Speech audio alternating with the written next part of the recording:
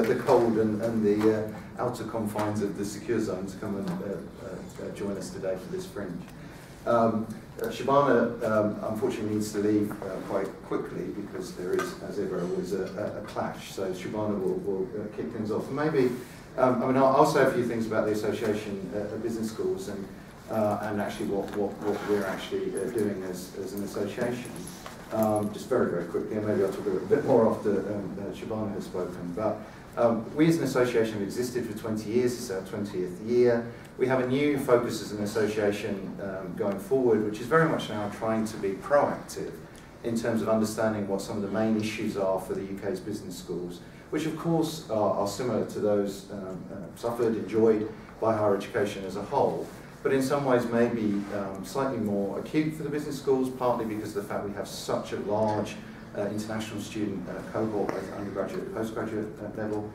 But also, I think partly because if we look at the role of universities, and Universities UK particularly has been pushing for the last number of years, the very clear role that universities could, should, might have not played in terms of pushing forward the UK economy. I think rather naively within the business schools, or maybe from the point of view of the association slightly sitting outside the business schools, we think that the UK's business schools should be very much at the heart of that work that's going on to connect universities and business, and very much at the heart of what's going on to ensure that our undergraduates and our postgraduates have the skills that they need to go out and set up their own businesses, to develop small businesses, medium-sized businesses, as well as work with those big multinationals. And so across the board, there are issues which we think the business schools need to take much more leadership of than they have been doing so in the past. We took forward a project in the last year to develop a new strategy for the association, and that publication is here. But actually, the fringes that we're holding across the party conferences are actually looking particularly at the policy work that we've started doing, and we will be publishing this booklet, Business Schools Seizing the Future, at our annual conference in a couple of weeks' time. And this starts to look again at some of these issues that we'll talk about today, also presents some of the problems and starts to look at what we think some of the answers might be. So this is not clearly the end of a discussion, it's the beginning of a discussion. And that's probably the best point to actually step back and hand over to the panel. I'll do the introductions afterwards, but let's get straight to Shabana. Thank you very much, Paul, and thank you to the Association of Business Schools for organising the Fringe. We've had a number of conversations already about the work that the association is doing in terms of setting a course for both the association and also the role of business schools, and that's obviously work that we're very interested in. I think the first thing that I'd like to do, though, is obviously salute the work that business schools actually do. So, just recognising the fact that people come from all over the world to do business degrees in the UK, and obviously the business schools that offer and deliver those degrees are integral to that success. Why? Because you've got a very highly rated product. Everyone knows the value of a UK degree, and because also we have an entrepreneurial approach with a reputation for professionalism, which I think has made us a really outstanding place, both to do business and also for people who want to learn how to do business. And obviously those two things go very closely hand in hand. The global financial crisis, obviously, and the double-dip recession that we're facing here at home has, I think, changed the rules of the game, because it's created a new set of challenges, both for the people who do business and then sitting alongside that, the people who teach business, because obviously the focus is how you get economic recovery, how you embed economic growth, and how you really pull out of the global financial crisis of 2008, rebalance the economy, all very, very big questions. And I guess in looking at those big questions, I sort of pose a question back to the Association of Business Schools themselves, which is asking you as an organisation, as a group of business schools, what role are you going to play in that story of hopefully economic recovery and then a sustained period of economic growth. And so I suppose that there's two things I think that come out of that. Does that mean that you work more closely with business? And does it mean that you have to be better connected in the regions and communities that you operate in, so not just having that international vision of your competitors and the people that you're trying to attract, into your institutions, but actually going more local with that message as well. I suspect the answer to both those things is yes, but I'm very conscious you guys are at the coalface, you don't need a politician to tell you how to make it happen, but those are big questions that I think need to be asked and need to be answered by the association as you set a course for the role that you're going to play in economic recovery. Obviously, in terms of where we are as a political party, we're going through our own internal policy review process, but the start point, and let me be very clear about our start point, is for me, we have a very, very real ambition for the sector. So not just something that you just add it in as a one-sentence afterthought or as a beginning of a speech and then you forget all about it. You get caught in the nitty-gritty of funding solutions and all the rest. It's a real ambition for higher education being front and centre of our country's economic narrative, looking ahead 10, 15, 20 years and beyond. And we see higher education as being front and centre. So there is a reason why this portfolio sits within the business department rather than just in the Department for Education, because it is the capacity of the sector to be an engine for growth that is the thing that you will lose if you take it back into the place that lots of people think is its natural home, which is the Department for Education. There's a strong argument for that, but I don't worry about the scholars and the educationalists at universities doing what they're there to do, which is to be scholars and to teach and to share knowledge and to pass that on to the next generation. But the thing that you would lose is the capacity of the sector to be an engine for growth, and that's why, for us, it's a really important part of what we as a shadow business team are doing, and that's something that is tempering the flavour of the work that we're doing in our internal policy review process. And in the context of that, one of the things that has really come home to me as I've been visiting universities over the past year in my role as Shadow Higher Education Minister, something I see as a real emerging trend in the sector is the number of universities that are now really focusing on entrepreneurship and embedding enterprise skills in their curriculums and giving opportunities for students to set up their own business, creating incubation hubs, assisting their would-be graduate cohort with setting up their own business and then retaining those links to the university as well. It shows that obviously universities see this as an important part of their offer, I think, to the new cohort of undergraduates. So come to us not just because you're going to get a great academic qualification, but actually we're going to equip you with lots of other skills, and those skills may give you the freedom to set up your own business. And we do know that there's a lot of appetite, I think, out there in the country for people wanting to do business and to set up their own business.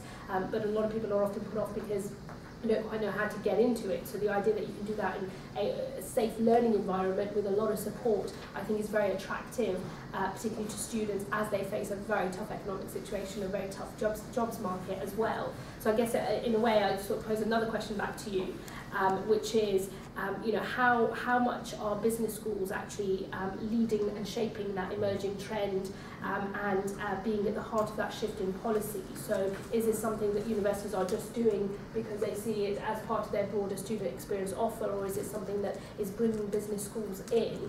Because I think obviously it would seem sensible that those two things go hand in hand and that you work closely together so you can match up the kind of academic teaching of business and the innovation that there is in the academic teaching of business, but actually apply it in a real life environment straight away with a young person who's just graduating, who within 6 months of graduating wants to have their own business as well. From my perspective, I certainly think you have a role to play because business is that ever-changing world. And I'm slightly concerned that there's still a tendency across the sector for people to work in silos, and I just don't think that we have that luxury anymore. That's really, really interesting, and thank you so much for challenging us. I think since that's actually part of the process that we're trying to go through, I think some of those questions are questions which Angus can reflect, but certainly we haven't been asked in that way as a sector before, and I think that's incredibly important as we start to move forward, because actually it may be that our answers, and I don't think they should be, are, thank you, we don't really do this, we're academics and we're not. But actually, we need to be challenged, we need to think about our response. I think that's incredibly useful. Just thinking about your time, because you need to go. I don't know if anybody wants to ask Shabana a question quickly from the floor. Is that okay? All right. In that case, that's good. You've done your job. You can get away now, and then we'll get on with the rest of the panel. Thank you so much for coming.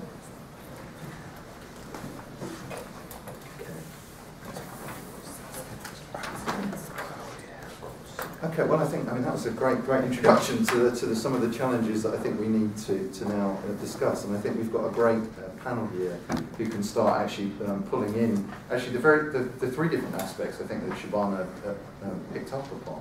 So on my far left is Jon Wakeford, who's Director of Strategy at UPP. Jon is responsible for best positioning UPP to take advantage of market opportunities within what we must recognise as a rapidly changing sector. He leads the group's public affairs activities and works closely with the CEO to manage the evolution and delivery of the company's future vision. And Jon is also has been a member of the Higher Education Commission, which will shortly be publishing its work around support for postgraduate students. So a very good blend of obviously business knowledge, but also knowledge of the sector and actually what we might do to support particularly students within the sector. Then I'm grateful that we have Rachel Wenstone here, who's the Vice President for Higher Education for the NUS, a Leeds University graduate and a former sabbatical at Leeds, was elected to the Vice Presidency in April of this year. So really, hopefully, to give us a real student perspective on the issues we're talking about. And then lastly, but not at all least, Angus Laing, who is the Dean of Business and Economics at Loughborough University. And Angus has been the chair of the Association of Business Schools since the autumn of 2010, and can tell us that the world's actually fine, there are no problems whatsoever. No, I don't think so. Angus is much more challenging than that, and I'll challenge him later on as well. But I think, actually, why don't we turn actually to Jon, actually, and give us his perspective to kick things off. Thanks, Paul, and thanks to the Association of Business Schools for giving me this opportunity to speak to you this afternoon. As Paul said, my role at UPP is to position the group of companies most appropriately for the future. So, as you would imagine, we're in long-term partnerships with universities, typically 50 years, sometimes more. So we also are in the process of considering how HE might look in the future and sort of services that we offer to students and how these will be delivered. So this afternoon I'd like to focus on those areas where I think institutions will need to reposition themselves to take best advantage of the changes taking place. In particular, I think I'd like to also identify those areas where I think business schools can lead the way in terms of thought, leadership and innovative practice. I think there are four main areas. There's firstly competition, and in particular what will be required to maintain increased income in an environment where expectations of students will be changing. Secondly, working smarter, by which I mean more than just making savings, but more sort of fundamental approach to lowering institutional cost base. Thirdly, leveraging the brand of a university to raise investment to support the student experience. And fourthly, finding a way to maintain growth in postgraduate and international students, both as a good in itself and as a way of supporting economic innovation. So I suppose if we look at the first of these, increasing competition for students between institutions, I think if you look at this year's application cycle, I think it's clear that students are approaching the prospect of significantly increased fees with caution. And anecdotally from we have 13, 14 partners across the UK, and they've been telling us that open days have been far busier, and the questions from students and their parents have been far more detailed, and I think both are looking far more actively at value for money. And in many cases, students are visiting more universities and business schools as part of sort of maybe market research in terms of trading up institutions in light of AAB. And I think we should expect that to become the norm rather than something exceptional. And I think the business school market has, of course, traditionally been more open to private competition in other parts of the sector, and this has resulted in schools that are more acutely aware of the notions of reputation and brand. And I think this pitching of the relationship, or perhaps the trade-off between price and reputation, is going to become a critical area for securing fee income for universities and business schools in the future, as students really begin to question whether to go to university or whether to go straight into the job market. So at UPP we've undertaken the first of an annual set of research exercises looking at what applicants and current students both expect and what they receive. So if you like, it's a gap analysis to try and identify where the student experience is not living up to what it should. And we were struck by the extent to which students, both in business schools and universities, were far more instrumental in their approaches to HE. And reputation was the key driver of institutional choice, and this was more pronounced in those applying for this academic term than it was for those students who are currently at university. And what we also found interesting was, again, it was at universities and business schools, there was an expectation that they would provide personalised support, far more personalised support in achieving employment goals. So I think students clearly identified a wish for universities to do more in way of relevant work placements, and whilst business schools typically are more attuned to providing this, I think this is something, particularly in light of the Wilson Review and on the HE Commission, we hear a lot of, which is sort of easy politics about graduates and postgraduates possessing inappropriate workplace skills, but there's certainly, the Wilson Review has identified there's still plenty that could be done to get universities and businesses interacting on a closer basis. So I think if our study proves representative, then universities will need to improve the closeness of their links to employers, placement opportunities, and across all subject areas. And I think this is going to require more resource in terms of supporting students, and whether that's in-house or otherwise remains to be seen. So in terms of working smarter, touch quickly on working smarter, I think in the future, university is going to have to make some big decisions about what is core and non-core provision, and this also applies to business schools. And this has been on the agenda throughout HE for some time in the Diamond Review last year, and the Association of Business Schools has been leading the way in terms of their Lean working system, which has been rolling out in partnership with Nottingham Business School. And I think this will need to be replicated across the sector. So this will mean that universities will need to make some difficult choices about what it is that makes their institutions unique, and those non-core services that aren't critical, universities and business schools will need to think how they best deliver those, and that could be long-term specialist partners, or it could mean working together in shared services, that type of approach. And this is about effectiveness driving cost reductions rather than vice versa. In terms of leveraging the brand, I just want to, in the future, I think the future will be one of fiscal constraint. I think universities have very strong brands, and I think there's going to be a requirement for universities to be a bit more imaginative about how they raise funds for investment, both in infrastructure and to support the student experience. So if we take, for example, capital market solutions, bond raising, De Montfort University has recently raised a bond specifically to invest in the student experience, £110 million bond, of which 25 million is going straight into the student experience. They've got a strong brand, they've got a longevity in their business model, and that's very attractive to capital markets.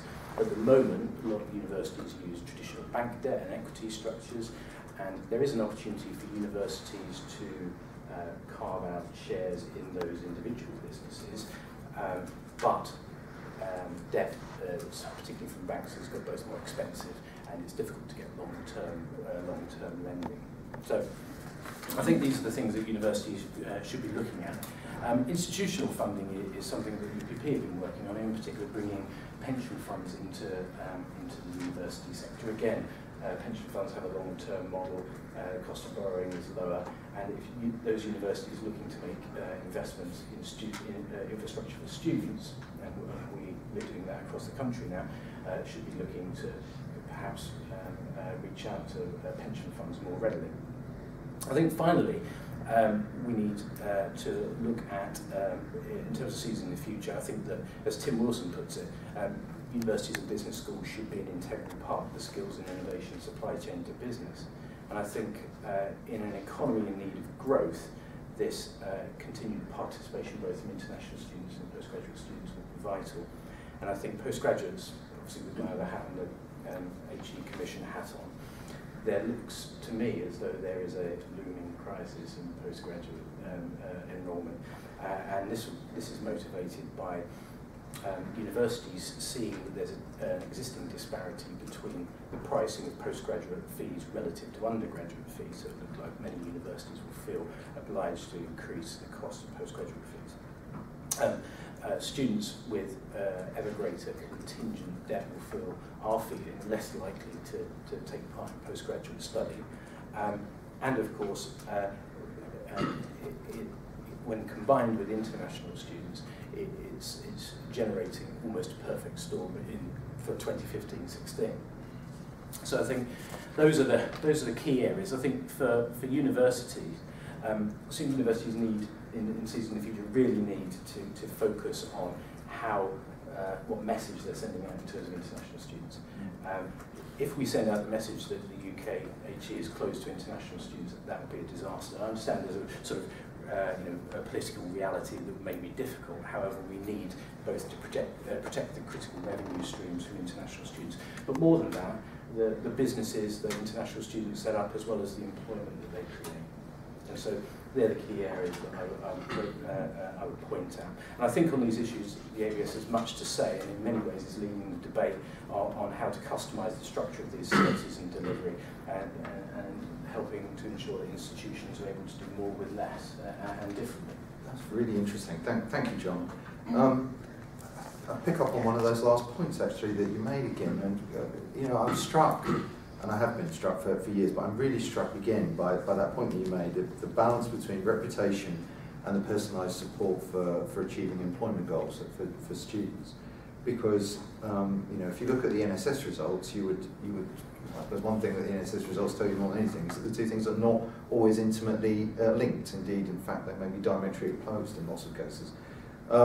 And equally, we would hope that with the KISS data now coming online as of the last week, that again we've now got a huge amount of information that's out there which can actually start unpicking, evolving, developing that kind of reputation and what's actually behind the reputation that some institutions have, to see whether or not students can actually get that personalised support for their employment goals that they're seeking.